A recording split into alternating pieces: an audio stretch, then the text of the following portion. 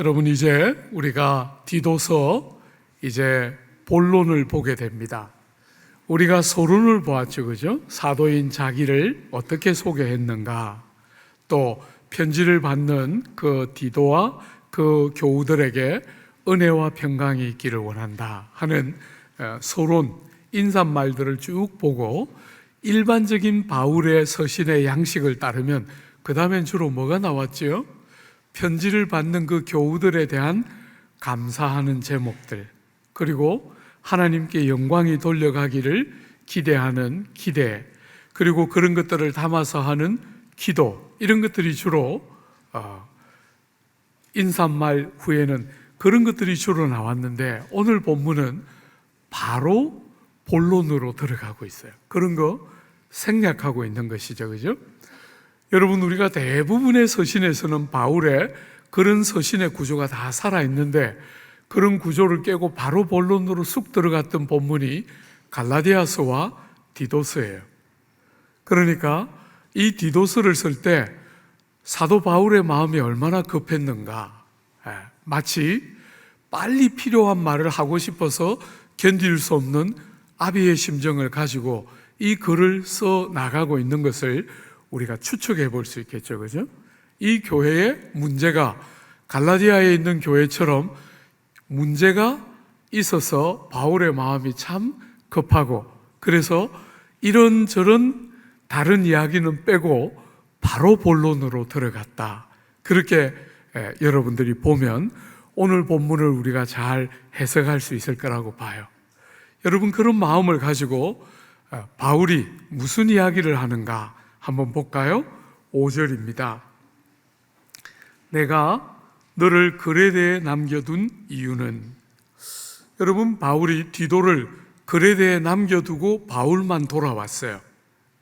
그런데 이것은 어떤 면에서 우리가 디모데전서를 볼 때 디모데에게 편지를 보내면서 내가 너를 에베소에 남겨둔 이유는 하고 거의 비슷한 양식이죠, 그죠?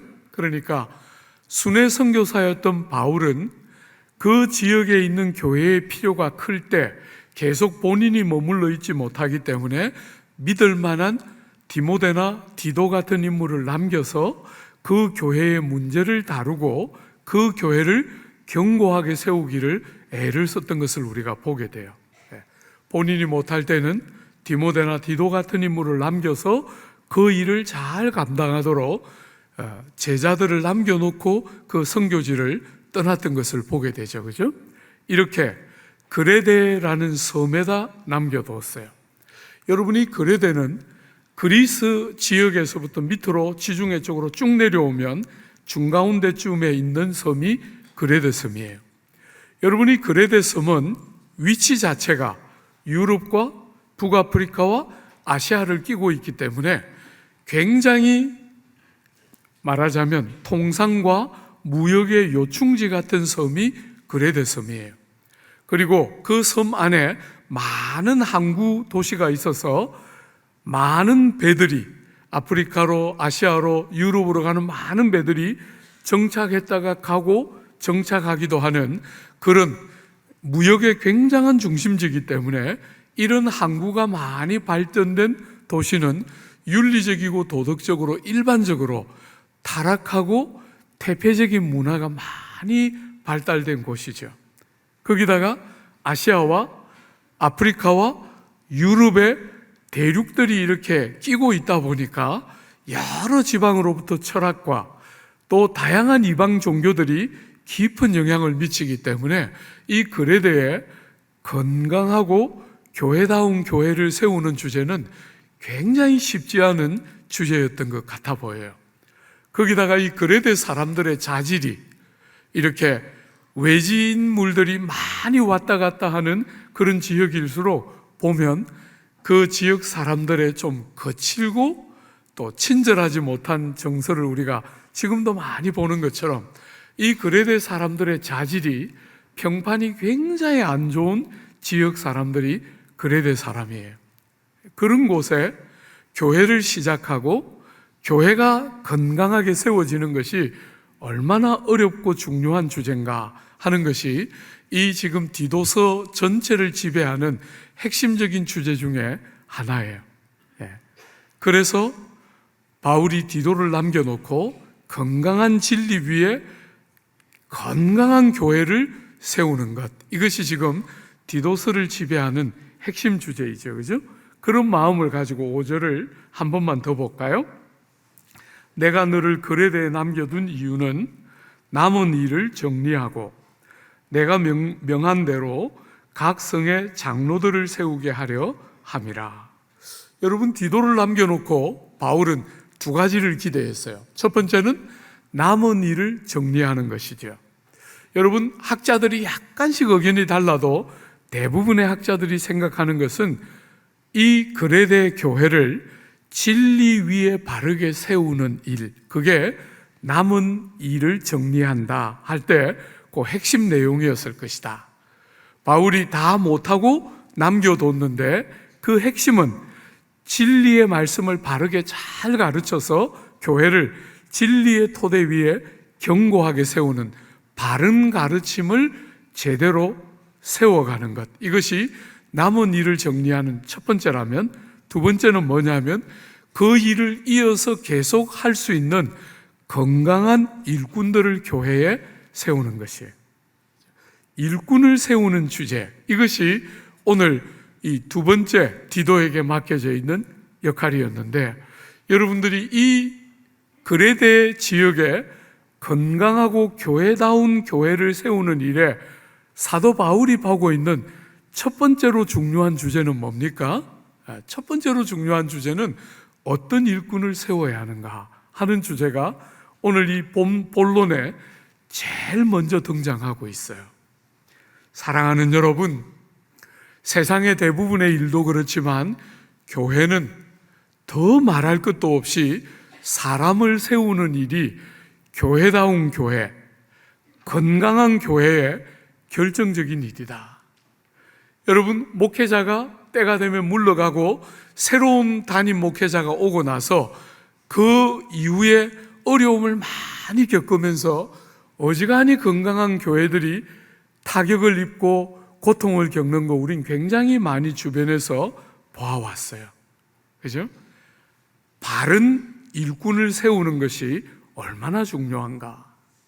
목회자뿐 아니라 여러분, 오늘 본문에서 특별히 장로라고 되어 있는데 대부분의 주석들은 지도자의 자질이라는 본문의 제목으로 이 단락들을 다루었는데, 제가 지도자라는 표현을 안 쓰고 일꾼이라고 쓰는 이유는 우리같이 권위주의적인 시대를 지나온 아직도 여파가 많이 남아있는 이 조국 사회에 지도자라는 말은 약간은 성경의 개념과 다른 개념을 전달할 수 있기 때문에 일꾼이라고 저는 더 주되게 말을 하고 싶어 하고 있어요.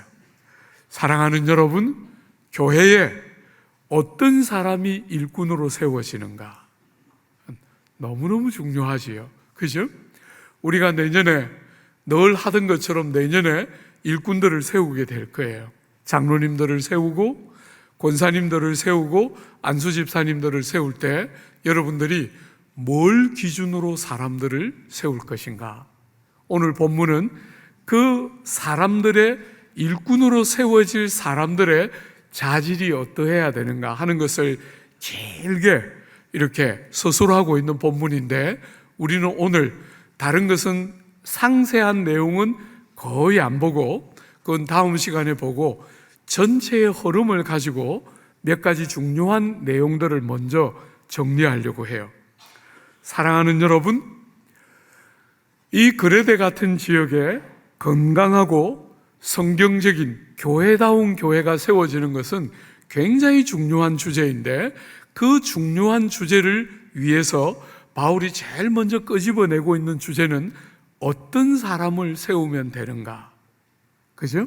어떤 사람이 일꾼으로 세워져야 교회 같은 교회, 건강한 교회가 세워지는가 하는 이 주제에 사람을 어떻게 세울 건가가 제일 먼저 나오고 있다는 거예요. 여러분, 여기 장로라고 되어 있지만 7절에 한번 보세요. 장로를 세우게 하려 함이라 했는데 본문에서는 장로라고 되어 있는데 7절에는 감독이라고 되어 있어요. 그죠? 그러니까 이 장로와 감독은 같은 직분을 가리키는 것이라고 보면 틀림없겠죠. 장로라는 것은 나이와 직제가 강조되고 있는 표현이라면 감독은 역할과 기능이 강조되고 있는 표현이에요. 여러분과 제가 속한 이 장로교는 목회자인 저도 장로 중에 한 사람으로 봐요. 그러니까 장로님들 중에서 성경을 가르치는 일을 주되게 하는 장로가 목사이지요. 그러니까 여러분들이 장로를 세운다 할 때 이 말은 목회자를 세우는 것과 장로님을 세우는 것 두 개를 다 같이 포함한다고 보면 틀림없겠지요. 사랑하는 여러분, 사람을 세우는 일이 너무너무 중요한데 어떤 사람을 세워야 하는가? 어떤 사람을 세워야 교회가 건강하고 교회가 교회다운 교회가 될 수 있을까? 여러분, 자격 요건을 세세하게 보는 것은 다음 시간에 보고 전체를 한번 먼저 보십시오. 여러분, 어떤 일꾼을 세워야 되나? 5절에 한 번만 더 보십시오. 하반절에 보면 내가 명한 대로 각 성의 장로들을 세우게 하려 함이라. 여러분, 장로들을 세울 때 중요한 첫 번째 기준이 뭡니까? 바울이 명령한 대로 세우는 것이에요. 바울이 분명한 기준을 줬는데 그 기준대로 일꾼을 세우는 것, 이게 첫 번째예요. 그냥 여러분 생각대로 세상의 일반적인 관습대로 일꾼을 세우면 바로 그게 교회를 세속화시키는 거죠. 우리 남서울 교회는 남서울 교회 정도 되는 교회가 일꾼을 세우는데 그래도 사람들이 볼 때 뭔가 그렇게 함직한 이런저런 조건을 갖추어야지. 죄송하지만 교회는 그런 공동체가 아니에요. 교회는 그런 눈을 가지고 교회를 세우면 여러분이 교회를 세상의 일반적인 수준으로 전락시켜서 교회가 세속화되고 세상과 비슷한 수준의 교회로 떨어지고 마는 거예요. 교회는 그런 공동체가 아니고 바울이 성경이 주고 있는 기준을 따라 사람을 세워야 제대로 된 일꾼이 세워지는 것이지요. 그죠? 여러분하고 친하기 때문에, 여러분이 좋아하기 때문에 세워서는 안 되고, 여러분이 아무리 좋아하는 사람이라도 일꾼으로 세우는 건 안 된다 하고 구별할 수 있어야 해요. 여러분들이 보는 것처럼 조국 사회 보편의 아픔은 지역이 어디냐, 학교가 어디냐, 전부 그런 것을 가지고 정말 저 사람이 그렇게 함직한 사람인가를 분별하는 게 아니라 전부 그런 것을 가지고 쪼개어져서 이렇게 난리가 나는 것이 조국 사회 보편적인 경험인데, 교회에서 너무나 중요한 일꾼들을 세울 때 그런 방식으로 세워서는 안 된다는 거예요. 하나님의 말씀, 바울이 디도와 디모데와 우리 같은 사람들을 위해서 주신 분명한 기준을 준 그 기준을 따라서 사람들을 분별하고 그런 일꾼들이 세워질 때 교회가 건강하고 교회가 교회다워지는 것이지요. 그죠? 사람을 세우는 일은 너무너무 결정적인 주제인데 이런 주제를 그저 내가 좋아하고 내가 가깝다고 여기는 사람을 세우고 교회가 교회답기를 요구하면 여러분들은 크게 잘못하고 있는 것이죠. 사람을 그렇게 세워서는 안 돼요. 담임 목회자를 모실 때 많은 교회들이 분란이 일어나는 이유가 내가 좋아하는 사람을 불러와요. 내가 좋아하는 사람들을 불러서 끝없이 경쟁을 시키니까 교회가 4분 오열되면서 사람을 일꾼을 모시는 과정에 교회가 많이 찢어지고 다치는 것을 보게 돼요. 절대로 그렇게 해서는 안 되고 성경이 주는 기준을 따라 바울의 명한 바를 따라 일꾼들을 세워야 건강한 교회가 되는 것이죠. 두 번째로, 사랑하는 여러분, 우리가 오늘 자세히도 한번 보겠지만 두 번째 일꾼을 세울 때 중요한 기준 중에 하나는 이 사람이 가정에서 어떤 사람인가를 보는 것이에요. 사랑하는 여러분, 교회에서 일꾼을 세울 때 우리는 재능이 충만하고 일을 잘하는 사람을 세우는 게 우리의 골이 아닙니다. 우리의 골은 가정에서부터 교회와 일터에 이르기까지 삶의 모든 자리에 일관성이 있는 사람, 그의 삶을 일관되게 지배하는 원리와 말씀의 원칙들이 분명히 적용되는 사람들을 우리는, 교회는 원하는 것이죠. 가정에서 아내를 어떻게 대하는가, 자녀를 어떻게 대하는가 하는 것은 그 한 사람의 진면목을 그대로 드러내는 핵심이라 할 수 있어요. 여러분, 사람을 제대로 평가하는 기준 중에 하나는 그의 사회적인 신분과 지위가 아니라 가정에서 아내를 어떻게 대하는가 하는 것을 보면 틀림없다는 거예요. 여러분들이 교회에서 일꾼들이 세워질 때 특별히 우리 자매들에게 부탁합니다. 여러분의 남편이 교회의 공적인 일꾼으로 세워질 때 여러분들이 볼 때 집에서 여러분을 대하는 자세나 아이들을 대하는 자세가 잘못되어 있으면 여러분이 와서 저에게 말해야 돼요. 목사님, 우리 남편은 아직 그런 일을 할 사람이 아닙니다. 꼭 말해야 합니다. 부탁합니다. 사랑하는 여러분, 여러분의 남편이 교회에서 직분을 맡아서 마치 무슨 세상에 있는 벼슬을 갖는 것처럼, 지위를 얻는 것처럼 생각하고 그 일을 막연히 좋아하면 여러분이 교회를 깨뜨리고 망치고 있는 거예요. 그러면 안 됩니다. 교회는 그런 기준을 가지고 사람을 보노라 노력해도 보아야 할 만큼 충분히 못 보는 순간이 있잖아요. 그럴 때 우리 사랑하는 자매들에게 꼭 부탁합니다. 여러분들이 와서, 목사님, 우리 남편은 아직은 아니에요. 그렇게 해서 교회를 건강하게, 교회를 교회답게 사람을 세워서 그 그레데 같이 어려운 지역일수록 더더욱 어떤 사람이 세워지느냐가 중요한데 그냥 내버려 두지 말고 여러분들이 꼭 찾아와서 아직 이 사람은 멀었습니다, 목사님 하고 멈추게 해야 돼요. 우리 자매들 알겠지요? 네. 제가 한 번도 이렇게 안 해봤지만 아멘 한번 해봐요. 네. 우리 자매들 알겠지요? 예, 꼭 해야 합니다. 그래야 여러분들이 교회를 건강하게 지키고 여러분들이 교회를 정말 교회답게 여러분들이 함께 세워가는 일들을 하는 것이에요.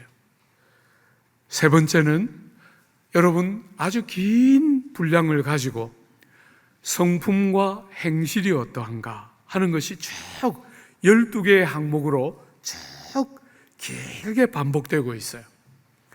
사랑하는 여러분, 교회는 재능이 출중한 사람이 필요한 것이 아니고 다양한 지체들을 함께 일하고 더불어 일하는 공동체이기 때문에 빨리 달려가는 것보다 같이 가는 것이 훨씬 가치 있다고 믿는 공동체이기 때문에 연약한 지체들과 여러 많은 약함들을 가지고 실패하고 넘어지고 상한 지체들이 절대로 세상의 기준으로 평가되지 않고 그들의 상처와 아픔이 결격 사유가 되지 않고 함께 감당하고 함께 길을 가도록 만드는 공동체이기 때문에 교회에 세워져야 하는 일꾼의 아주 중요한 자질 중에 하나는 성품이에요.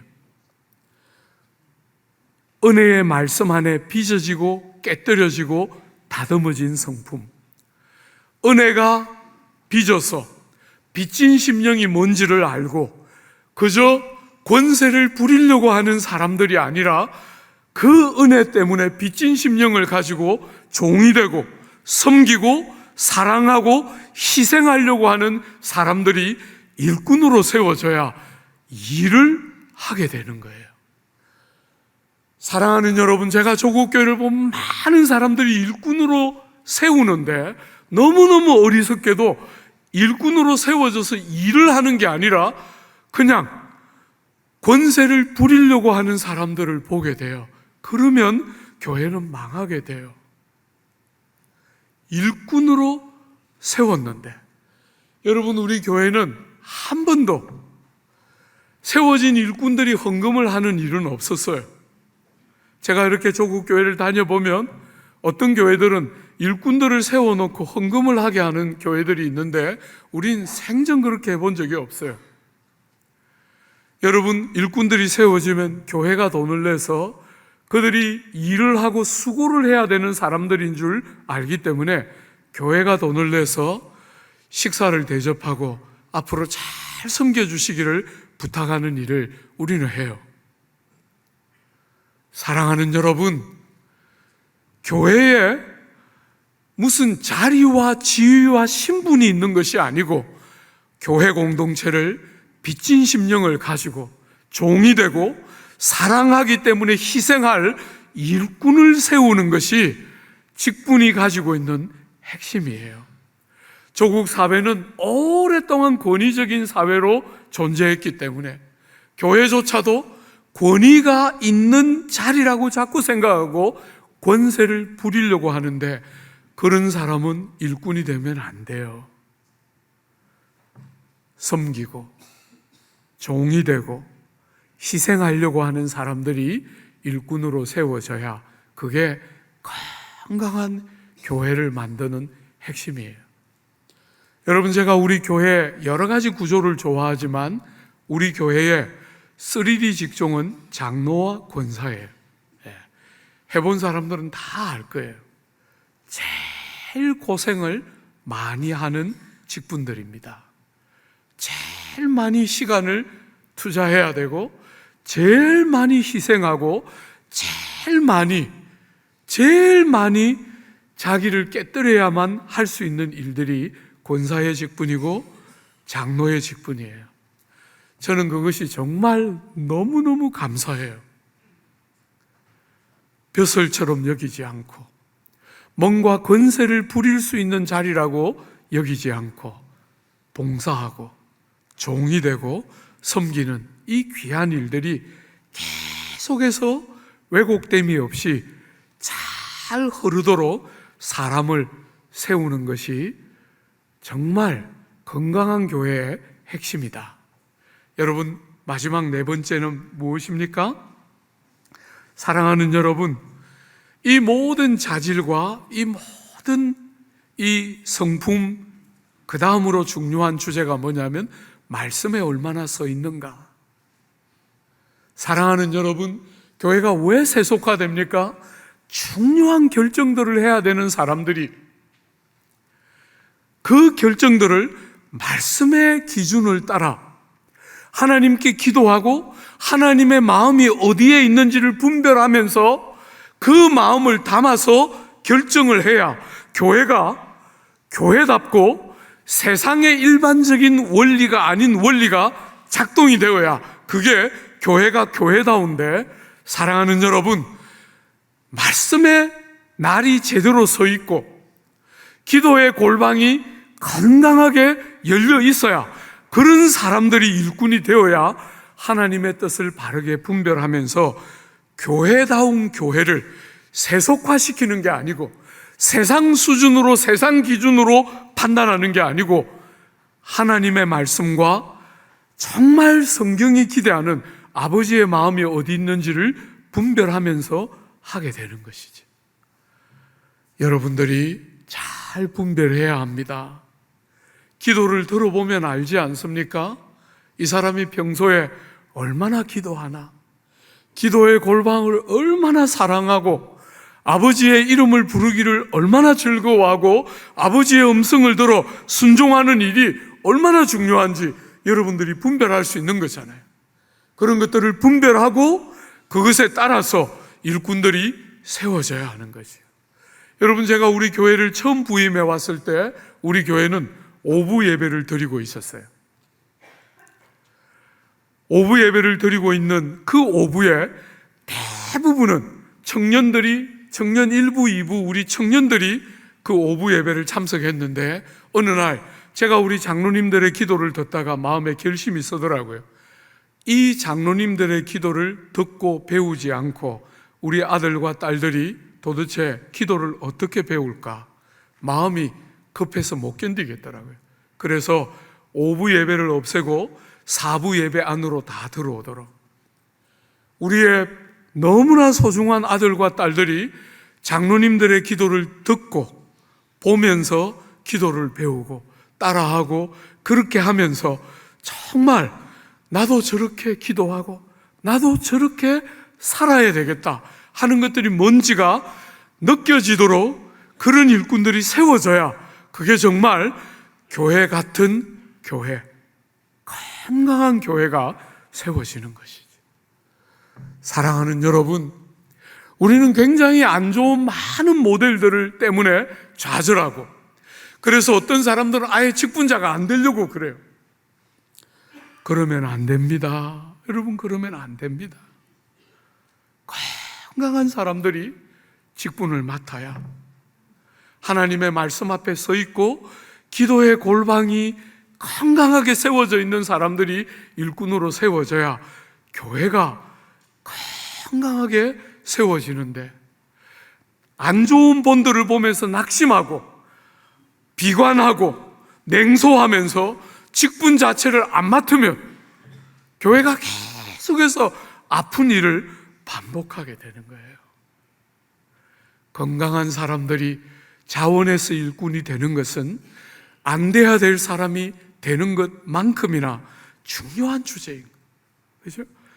건강한 사람들이 일꾼으로 자원하고 나와야 이렇게 봉사하고 이렇게 섬기고 이렇게 희생하는 것을 자원함이 없이는 누가 할 수 있겠습니까? 그죠? 그런 일꾼들이 세워져야 교회가 건강한 교회가 세워지는 것이지. 사랑하는 여러분, 오늘 자세한 것들을 다 볼 수는 없지만 자세한 것 한 두어 가지만 한번 봐요. 사랑하는 여러분, 여러분들이 사람을 세울 때 아주 중요한 구체적인 바울이 준 기준들은 우리가 다음번에 더 집중적으로 볼 거지만 오늘 바울이 준 기준 중에 가정에 대한 거 한번 보세요. 여러분, 6절에 보면 책망할 것이 없고 한 아내의 남편이며 방탕하다는 비난을 받거나 불순종하는 일이 없는 믿는 자녀를 둔 자라야 할지라. 여러분, 책망할 것이 없다 하는 것이 6절에도 나오고 7절에도 나와요. 똑같은 본문을 이렇게 가까이 두고 한 번 더 반복하는 것은 그만큼 중요하다는 것을 말하는 거잖아요. 책망할 것이 없다 하는 말이 여러분이 딱 들을 때 느껴지는 것처럼 험이 없고 그 실수가 없어서 완전한 사람, 그런 뜻은 아니겠지요. 그죠? 그게 이 말의 본래 의미라면 저부터 벌써 탈락이에요. 여러분들이 보는 것처럼 많은 허물과 약점을 갖고 살아요. 많은 한계들을 저 안에서 봅니다. 그런 험이나 모순이나 약함이 아무것도 없는 완전한 사람, 그러면 우린 절대로 일꾼들을 못 세울 거예요. 그죠? 그런 사람이 아무도 없는 것이죠. 그래서 그 완전, 여러분이 이 본문을 읽을 때 느껴지는 그 완전이라는 단어는 사실은 아모모스라는 단어예요. 아모모스. 근데 오늘 본문은 아모모스가 아니고 아넨클레토스라는 다른 단어를 써요. 오늘 이 본문에 책망할 것이 없다 할 때 이 단어가 가지고 있는 강조점은 뭐냐면 비난받을 만한 일이 없는 것을 말하고 있는 거예요. 일꾼들을 세울 때 그 세워진 일꾼들이 공적인 사람으로서의 역할을 감당해야 되는데 비난받을 거리가 있어서 말이 나오게 하는 사람이 세워져서는 안 된다는 거예요. 사랑하는 여러분, 많은 사람들이 불완전하고 한계투성이지만 그럼에도 불구하고 교회에서 일꾼으로 세워지는 사람은 완전하지는 못하지만 그래도 세웠을 때 말거리를 만들어내고 또 끝없이 뭔가 잡음을 일으키는 어떤 사람들이 세워지는 일은 안 된다는 거예요. 혹시나 어떤 사람이 의도를 가지고 비난을 일삼을 때 그 사람도 다 떨어뜨려야 된다는 게 아니라 그렇게 의도를 가지고 비난을 일삼을 때 가까이에서 보니까 그 사람이 그런 사람이 아니라는 게 검증되는 사람들이 세워져야 한다는 거예요. 그죠? 나쁜 이야기를, 무책임한 이야기를 막 쏟아내는 이 조국 땅에서 그런 말도 안 듣는 사람, 그렇게 말하기는 어렵지 않겠습니까? 그런 말을 듣는데 검증해 보니까 이 사람은 충분히 신뢰할 만하다 하면 그런 사람들은 얼마든지 자격이 있겠지요. 그 비난거리들이 사실이라는 게 드러나서 회중들 앞에 죄를 자백하고 그 모든 잘못된 일에 대한 배상을 다 한 사람들도 얼마든지 일꾼으로 자격을 얻어야 되겠지요. 사랑하는 여러분, 조국 사회는 과거에 어떤 일이 딱 드러나면 낙인을 찍어서 아무것도 못하게 하는데 교회는 부활의 공동체로서 그렇게 해서는 안 될 거예요. 과거에 분명히 그런 사람이었지만 돌이켰고 그 아픔을 입힌 사람들에게 적절한 배상과 충분한 과정들을 다 지나왔으면 그런 사람들 과거 때문에 지금 자격이 없다 이렇게 말할 수는 없겠죠. 새로운 기회를 가지도록 해야 하는 일에 교회는 주저할 이유는 없을 거라고 봐요. 책망할 것이 없는데 특별히 어디에서 말입니까? 가정 안에서 아내와의 관계에서 책망할 것이 없고 자녀를 양육하는 일에 책망할 것이 없는 그 사람이 교회의 일꾼으로 세워져야 한다. 여러분, 어떤 면에서 참 이런 주제에 자유로울 수 있는 사람이 누가 있겠어요? 아내로서 남편을 볼 때 정말 오랫동안 이 남자는 안 바뀌는구나 하는 답답해하는 부분이 오랫동안 옆에서 보면서 있잖아요. 그죠? 자녀로서 부모를 참 고마워하고 공경하지만 그래도 저런 것은 없었으면 좋겠다 하는 거 우리 자녀로서 다 갖고 있는 부분이 있을 거예요. 그런 것이 없는 일꾼이어야 한다, 그렇게 말할 수는 없겠지요. 사랑하는 여러분, 평생에 한 아내의 남편으로서 정말 얼마나 충성스럽고 신실하게 남편의 도리와 아내를 향한 충성스러운 진심을 가진 만남을 해왔는가 하는 것이 그 사람을 보는 너무너무 중요한 기준이라는 거예요. 완전할 수 없는 많은 약점과 한계를 인생들이 다 가지고는 있지만 그럼에도 불구하고 아내와 결혼할 때 맺었던 그 언약을 얼마나 성실하게 시행하고 한 사람 우리에게 주신 이 귀한 배필들에게 신실한 마음의 중심을 담은 관계를, 그 도리를 꾸준히 지켜냈는가 하는 것은 그 사람을 보는, 그 사람의 가정에서 어떠하면 그 사람의 진면목을 보여주는 핵심과도 같은 것이기 때문에 그런 부분에서 모순과 어리석음이 없는 사람이 세워져야 한다는 거예요. 사랑하는 여러분, 자녀들이 자녀를 기르는 이 주제에 있어서 떳떳한 부모가 얼마나 있겠어요? 대부분의 부모들이 자녀를 양육하는 일에 후회가 있고 일정한 정도의 아쉬움이 남는 게 다 부모의 마음이지만, 사랑하는 여러분, 그렇게 완전하지는 못하지만 그래도 기도로 자녀를 양육했고 생명의 말씀을 기준으로 자녀를 양육하기 위해서 애써왔고, 세상의 어떤 성공보다도 하나님의 말씀에 순종하는 자녀 되기를 기대하면서 자녀를 길러왔기 때문에, 사랑하는 자녀가 적어도 삶이 아무 질서도 없이 난장판처럼 그냥 도저히 돌이킬 수 없을 만큼 허랑방탕하고 질서와 균형이 다 깨어져 있는 그런 자녀가 자라는 것은 가능하지가 않겠지요. 사랑하는 여러분, 그렇게 부모가 말씀의 기준하고 세상이 말하는 세상의 기준을 따라 자식을 기르지 않고 말씀에 순종하는 자식이 되기를 그렇게 애달프게 기도하며 자녀를 길렀는데, 자녀들이 부모를 불순종하면서 거슬르고 하는 그 자녀들이 길러지는 일들은 없을 것이라고 보는 것이죠. 사랑하는 여러분, 여러분들이 일꾼들을 세우고 교회를 건강하게 세워지기를 기대할 때 가정에서 그 사람이 어떤 사람인가를 보고 아내의 모습과 자녀들의 모습을 보고 그를 분별하고 그렇게 검증을 거친 일꾼들이 교회를 위해서 일꾼으로 세워져야 그게 정말 제대로 된 일꾼이 된다는 거예요.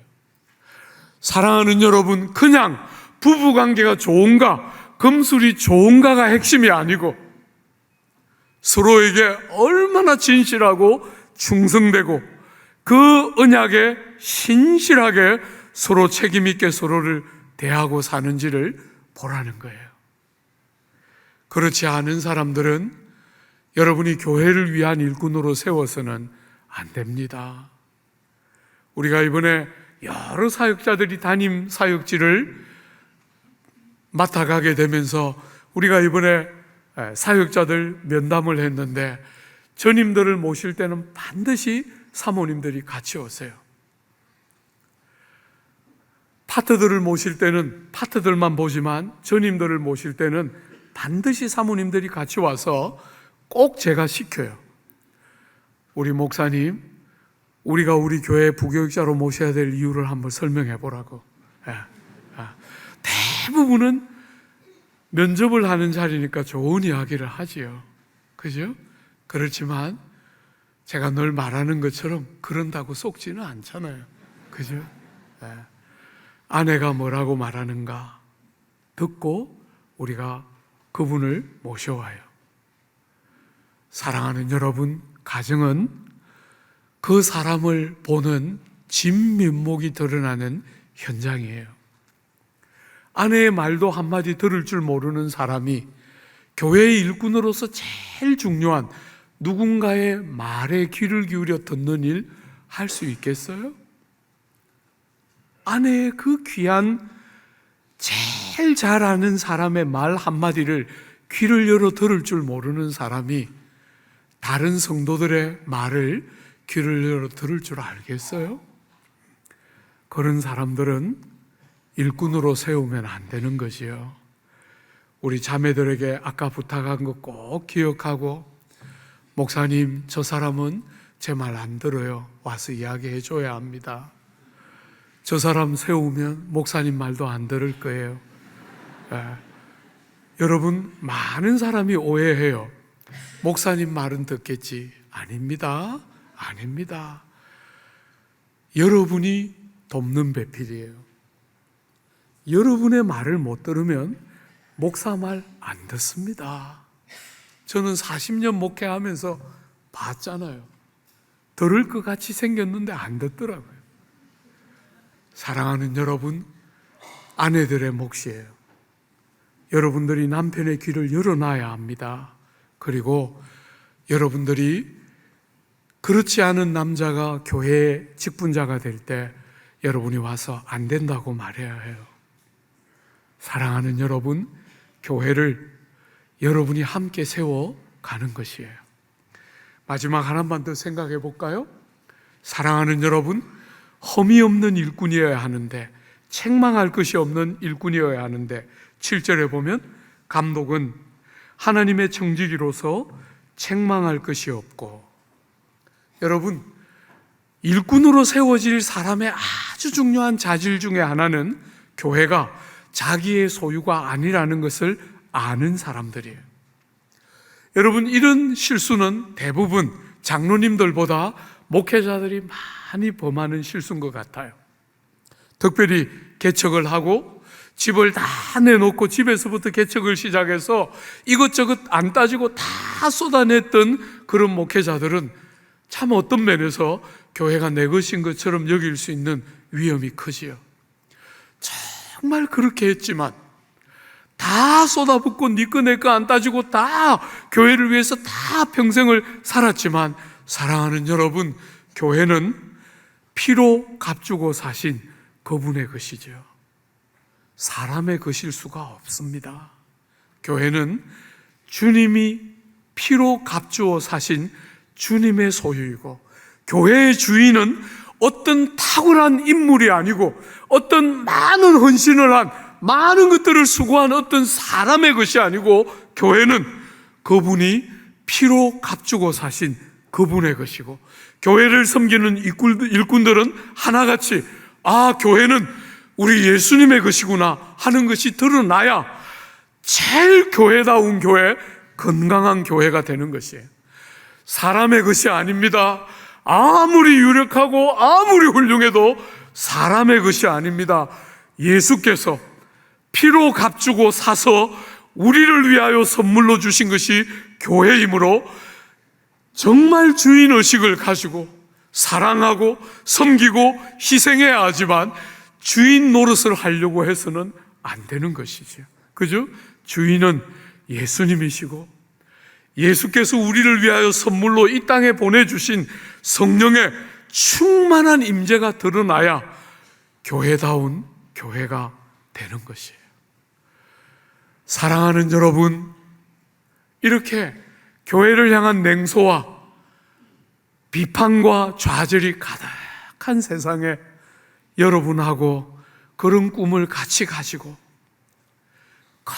건강한 교회, 주님이 주인이 되고 성령의 임재가 경험되는 교회, 생명의 말씀이 주는 기준을 따라 사람을 세우고 말씀이 교회에 편만하게 통치하고 다스리는 그런 너무나 복되고 아름다움이 생생하게 살아있어서 사람이 아니라 주님이 정말 교회를 다스리고 통치하시는 표가 나는 그런 교회, 함께 세워가고 일구어가고 싶은 게 목사로서 여러분들을 향한 기대예요.